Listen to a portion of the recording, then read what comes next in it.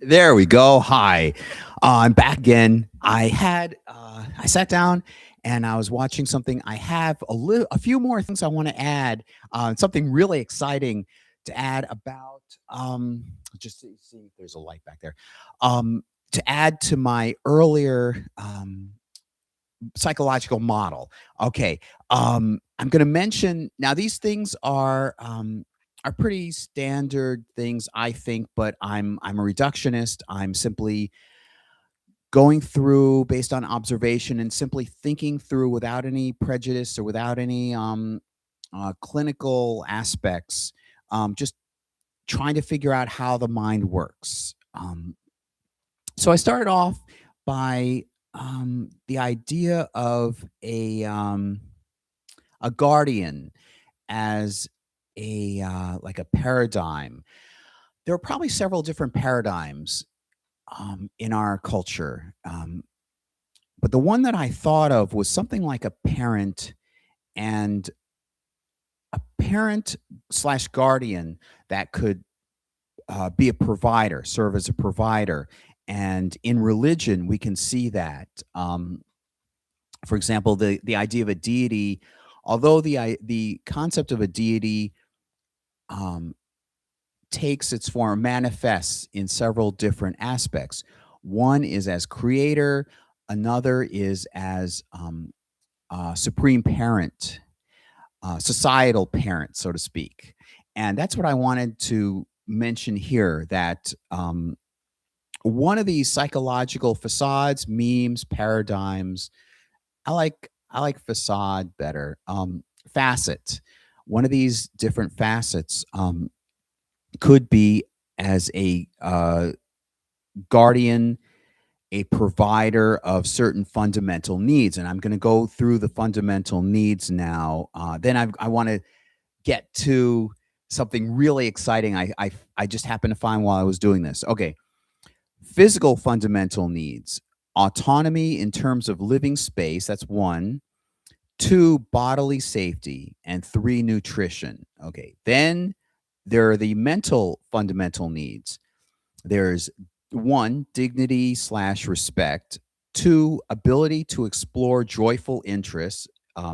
Also, kind of, is there anything more? The joy of developing, the joy of exploring what interests you. Okay. Then the fourth one, two, no, sorry, third one. Third one is kinship. And that ties in with desire for awareness of identity in a group. For example, I was thinking of heritage and lineage and my Jewish identity, somebody else's Hispanic identity, somebody's Polish identity. In other words, some kind of kinship. Um, Awareness of one's brethren or one's heritage. And that could also tie in with peer pressure. So you have a desire for kinship, um, and that desire could push you to under pressure to join in under peer pressure. Also, a sense that one, now I've experienced this next one, this also alongside kinship, a part of kinship, a sense that one is, quote, normal, therefore healthy, the two equalized yeah, equalized, or not bearing burden alone. In other words, you could see normal in the sense that it's healthy, or you could see the word normal in the sense that you're not alone in bearing a burden. Um, so this sense of kinship, when you meet someone who's experienced similar things, you would feel better. You'd be calmer because at least I'm not alone in having gone through this. Or perhaps in terms of ancestry and so forth, you meet a fellow Pole, a fellow Russian, a fellow Frenchman, whatever. You feel a kinship. You're not alone. Okay, then the next item is love, and that might relate to dignity and respect. I'm not sure. The next one is image of self as good, and that's where you see guilt. If you, in other words, if you feel guilty over something you've done, that's a way of saying that you feel that your image of yourself is not as good as you'd want it to be. Um, and also recognition of achievements. You want someone to recognize what you've done, what you've accomplished, or recognition um, of of the hurt that you have. You like that's just the basically the cliche crying out for help or crying out. Um, you want someone to recognize, and you want to see someone recognizing that you're hurt. Okay. Then, in addition to this, I put it's not necessarily a need, doesn't seem to be a need, physical nor mental, but it's very important. A crucial tool for life would be a philosophy of the external and internal environment. This is what I would call the compass, compass for life. You for good, healthy life, um, at an early age, and this is why I was tempted to put it under physical or mental fundamental need. Um, you would need some sense, some philosophy, some list of belief statements about the world to help guide you. Hopefully, you can understand what that mean. What I mean by that. Some type of philosophy. Otherwise, you would be you would go through life, there's a term for it, just without any sense of philosophy, without any belief system, and you I don't know where you go from. You'd be there's definitely a term for it, and I can't think of it right now. And then, in addition to that, I just noted some things I would have, some elements that I would have to find out where they fit into this psychology model. One is seeking justice, and that seeking justice sense is tied with desire for patterns and meritocracy. Another is someone can adopt a belief statement that's negative if the other traits of another person are admired. What I mean by that is if you admire several traits of someone else, person A admires, okay, let's see, Joe admires several traits of Bob. However, one of those traits of Bob is negative in terms of destructive. He may be bigoted. He may be have a crooked belief statement, and so there's a risk that Joe could also adopt that crooked belief statement because, well, amidst the other positive or just simply other traits that he admires in Bob. And I'll get to that more in a moment. And then the another element is deficiency or threat to these needs, those fundamental either mental or physical needs. Deficiency or threat to those needs cause extraordinary measures, and this is what I called, like in my earlier video, a Newtonian impulsive response. In other words, if you feel threatened that your shelter or your bodily safety or something is under threat or has been taken away, then you would there would be a Newtonian impulse reaction, and you would push back or react more strongly, therefore, in some certain way.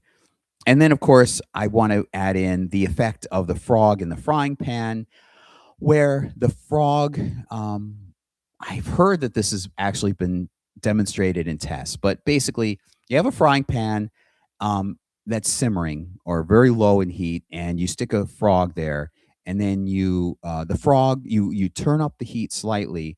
The frog won't leap out immediately. However, as you gradually do it. However, if you suddenly turn up the heat, the frog will suddenly feel hot and uncomfortable and leap out. So basically, it's saying that human psychology, we may, or someone, I should say some, not we, like the collective we, or it could be collective we.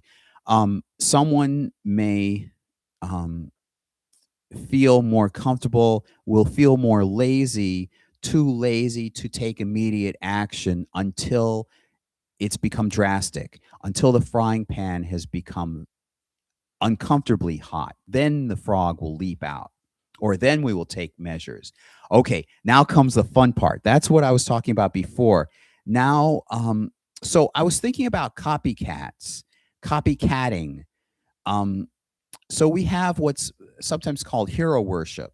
Um, we have somebody, we have what I call a target of admiration because I didn't want it, I didn't want to say that it's a certain person or a thing or something.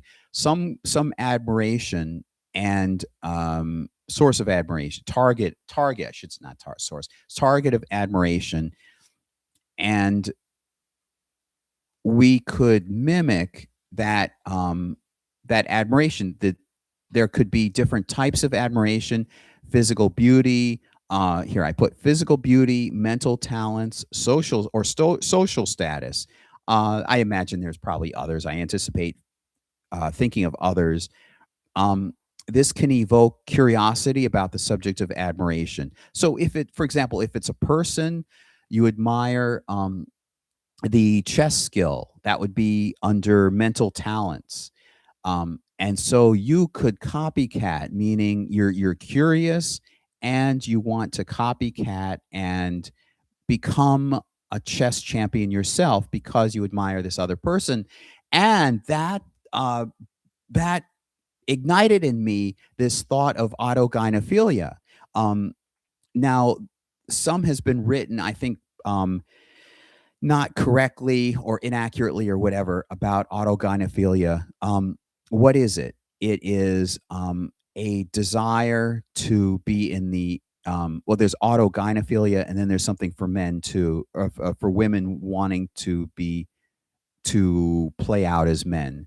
So autogynephilia would be men wanting to play out as women, and there's auto and anthrophil something like anthrop no autogynephilia and mi- something where women want to role play as men. All right. So I've seen it on Donahue and Geraldo, so I know it's true. So anyway, no. So I feel some of this, the autogynephilia part, and I've seen there are women who want to role play as men. So people have attributed too much of it to erotic or sexual um, urge or desire. That may be a component, but I think there's something more fundamental to it. I think it relates to copycatting. And I think, remember what I said before about admiration of traits? Well, you could have an admiration of a mental skill type, mental talent type. You could have a was a social status type where you admire somebody for having more social status in a group, and therefore you start mimicking that, and being curious about what it's like to uh, be in that higher social status group. Or it could be physical beauty, and I think that's truly where this autogynephilia fits. I think it's, at least from thinking through my desires and so forth, I think it's a physical beauty of a woman, and I'm curious what it feels like, and then the copycatting, the desire to copycat, to understand what it feels like and to gain, some comfort in it. Um, there was somebody else who wrote a very thick, I mean thick, like, I'm not kidding, it's like this thick. I can't remember the name of it offhand, but I'll put it in the description. It's nearby, and I don't want to go digging through for it right now. Um, I think it has autogynephilia in the title, but I'll put it in the description below. So, and I have an Amazon. I should still have an Amazon. Hopefully, I have an Amazon affiliate program code. I'm still part of the code. I'm still part of the program where I can add the code. You click on that, and then you get a discount, I believe, and then I get a percentage of that, or I get basically a bonus. So please go down through, and I'll put it right at the top there, right above. As a matter of fact, I'll put it above the description of this video. Um, so that's it for right now. When I think of more, I'll certainly do another video. I hope you enjoyed my prior video, and I'll find out how to link that earlier video I did today in here somewhere. It should be over here, unless this image is reversed. Please support me. I was able to have enough money in my business account um, to pay my bill, but I another bill is coming up. I guess I don't need to mention how much it is, but it's a bill for Verizon, and legitimately, it's a justified business expense. So it's tied into my I tied in so I can claim it as a business expense. But I have a separate business account, and that's also tied in. Excuse me, with vvproductions.media, that website. There are t-shirts and a lot of clothing, apparel, and there's a mug. And I can add other things. I just wanted to keep it limited to that, um, limited to those 7 or so items. They each have a nice emblem of my YouTube video logo, and it's print on demand. You should get it quickly. I'm not involved in the ordering behind the scenes. That's taken care of as with the store, but it's creation on demand. I hope you support my channel through that, or simple donations. I do have a Venmo account. Maybe I should create another one exclusively for this. So spread the existence of your channel around. I hope you enjoy this, and I'll talk with you next time. Bye.